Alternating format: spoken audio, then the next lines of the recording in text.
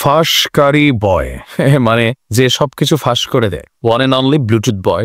যথেষ্ট সাহসী সেনাবাহিনীর সর্বোচ্চ ব্যক্তি যিনি সেনাপ্রধান, তাকে নিয়ে এবং সেনাবাহিনীকে নিয়ে এতগুলো কথা বলার পরেও যার একটা পশম সেনাবাহিনী বাঁকা করতে পারে নাই অথবা করে নাই কোথাও না কোথাও, তো মানুষের কাছে স্বাভাবিকভাবে মনে হচ্ছে ইয়েস, দ্য ফাঁসকারী বয়, তার কথাবার্তায় মনে অনেক কিছু হয়ে যাবে, ঘটে যাবে। তবে যেভাবে ঘন ঘন ফাঁসের ইস্যু চলে আসছে, ভবিষ্যতে রাজনীতিতে এই ফাঁস ইস্যুগুলা অনেক কিছু হয়তো আরো ফাঁস হয়ে যাবে। যাই হোক, কথা বলছি আমরা হাসনাত আব্দুল্লাহর আজকের দিনের একটা পোস্ট নিয়ে। আজকে ঢাকা শহরে সম্ভবত আওয়ামী লীগের একটা মিছিল হয়েছে, এমনকি এই মিছিলটা এ যাবৎকালীন যতগুলা মিছিল আওয়ামী লীগ করছে সেই মিছিলগুলোর মধ্যে আস্তে আস্তে বড় হচ্ছে আওয়ামী লীগের মিছিলের অনুসারীদের সংখ্যা, বা সাহস করে অনেকেই মিছিলে যোগ দিচ্ছে। আর এই দৃশ্য দেখে অন্তরে কিছুটা ভয় ধরছে হাসনাত আব্দুল্লাহ, কারণ এটা সবাই বলে যদি কখনো আওয়ামী লীগ ফিরে আসে তাহলে কয়েকজন ছেলের যারা ছাত্রলীগের রূপসাইজা আওয়ামী লীগের ভিতরে প্রবেশ করা পরবর্তী সময়ে আবার বাংলাদেশ আওয়ামী লীগের আজকের এই পরিণতির জন্য সর্বোচ্চ পরিমাণে এফোর্ট দিয়েছেন, ফ্যাসিজমকে পতন ঘটিয়েছেন, স্বৈরাচার বিদায় করেছেন, নানান কিছু করেছেন তারা, তো তারাই সবার আগে টার্গেটেড হবে। আর এই কারণে দম এমনে যাক আর হেমনে যাক, তারা চাইতেছে যে জীবনটা দেয়া হলেও আওয়ামী লীগকে নিষিদ্ধ করতে হবে।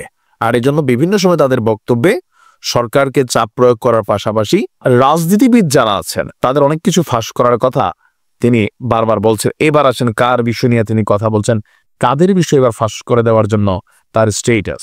তার বক্তব্য, যেদিন থেকে আমাদের আওয়ামী বিরোধী অবস্থান এবং কম্প্রোমাইজের রাজনীতির বিরোধিতাকে শিষ্টাচার বহির্ভূত বলা শুরু হয়েছে।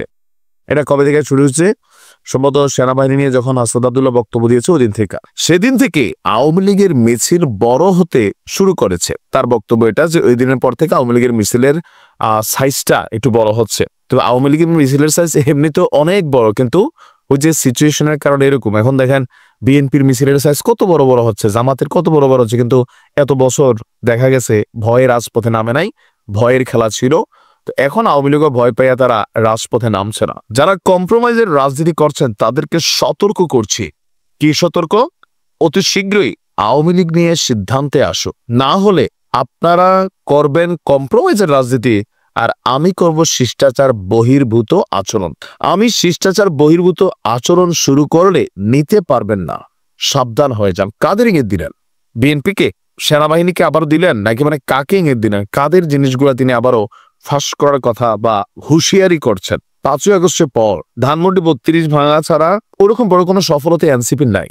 আমাদের যেটা দেখছি, গতকালকেও এনসিপির যেই বর্ষবরণ প্রোগ্রাম ছিল সেখানে 200-400 সাংবাদিক ছাড়া জনগণের উপস্থিতি খুবই কম ছিল। বিএনপির একটা লোকাল এরিয়ায় একজন নেতা যখন একটা বর্ষবরণ প্রোগ্রাম করছে সেইখানে যত মানুষ হয়, এনসিপির প্রোগ্রামে কালকে এত মানুষ হয় নাই। মানুষ কম উপস্থিত হওয়ার কারণ আবার দেখিয়েছেন সামান্তা শারমিন। দেখেন এগুলা বাস্তবতা হচ্ছে কি, 3 দিন পরে এখানে মানুষ থাকবে না। কেন থাকবে না? ওই 3 দিন আসুক, মানে এই 3 দিন একটা আইকনিক 3 দিন। ডক্টর ইউনূস বরাবরই বলছে তিনি ভাই আলাদা ক্যারেক্টার। ডক্টর ইউনূসই আওয়ামী লীগের সময় সুবিধা নিয়ে এখন এসে রাজনীতি করার যে প্রেক্ষাপট, টেন্ডেন্সি, এগুলাকে মানুষ 2 দিন ভালোবাসবে।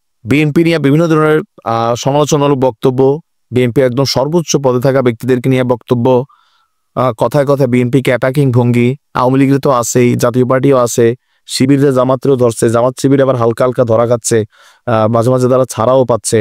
নাহিদের বক্তব্য যে জামাতের মতন দলকে মানুষ রাজনীতিতে এদেরকে ভোট দিবে না ভাই, এদেশে হেফাজতের বেল নাই, মানে ক্ষমতায় আনবে না। তো এই বক্তব্যগুলো কোথাও না কোথাও প্রত্যেকটা রাজনৈতিক দলের অনুসারী বাদ দিলে বাংলাদেশে 3% জনগণ নাই যারা কোনো রাজনীতি করে না। এরাই বেসিক্যালি এনসিপির এই মুহূর্তে অনুসারী। একজনকে ভালোবাসা, একজনকে বাহাবা দেওয়া আর তাকে গার্জিয়ান মানা, এটা তো আকাশ পাতাল পার্থক্য আছে। রাজনীতির ওই জায়গাটা